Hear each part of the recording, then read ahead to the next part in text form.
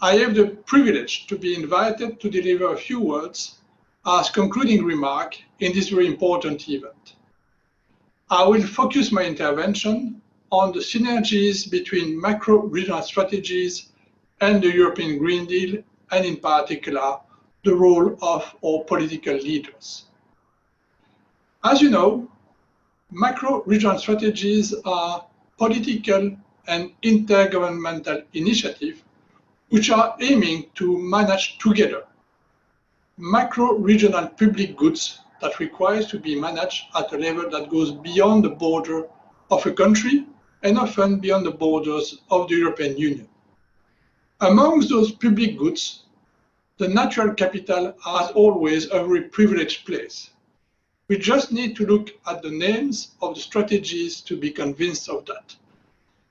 The European Green Deal, on its hand, is a much more recent initiative. It was launched by the Commission in December 2019, and it is one of the most ambitious initiatives launched by the Commission in the last years. It aims to transform the European Union economy into a green and a sustainable economy. It is a project that is just and inclusive and will transform our professional and our private life. It is also a way to reaffirm the European leadership on the global stage on that matter. Once the Green Deal was published, we immediately convened and were convinced that the strategies could be the vehicle to implement at a more local level, at a macro-regional level, the Green Deal, building on the green dimension of the strategy themselves. This was very much apparent whenever we had the high-level group discussion on the strategies. This is also extremely apparent when you read the report published on the 23rd of September by the European Commission on the implementation of the 3 macro-regional strategies. So now what do we need in order to make the best out of the strategy, to take their full potential to contribute to implement the Green Deal? I will limit myself to 3 points.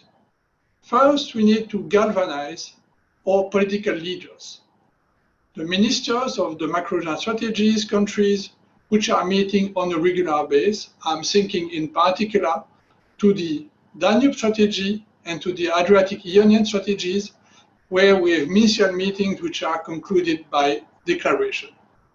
And we need also to boost the ministers so that they take and adopt very bold declarations which are promoting the strategies and make sure that we make the best of the strategy to implement the Green Deal. Those declarations endorsed by ministers are central, but they are not sufficient. We also need the support of the Council in order to convert this political will into concrete act. And this is the second step that I want to mention. In the coming days, we expect the German presidency to open the discussion on the report and pave the way for ministerial conclusions, what we call Council conclusions, on the embedding of the strategies and how to make up the best of the macro-regional strategies. And there again, we expect that the German presidency, together with all participating countries, will adopt ambitious conclusions in order to make sure that embedding, so that all EU-funded programs are aligned with the strategies and contributing to support their green vocation. That's the second step which is important. The next point, which is also very important, is that the Commission will keep playing its role as strategic advisor in order to make sure that this famous embedding is taking place, that we are making the best of the strategy, that we are making the best of the EU fund to promote the Green Deal in the macro-regional context. And through this way, our ambitious is that we live up to the very eloquent speech made by our President, Mrs. von der Leyen, during the State of the Union speech in the Parliament a few days ago, earlier in September. She was very eloquent, she was very ambitious, and I believe we need to live up to this ambition. Thank you very much.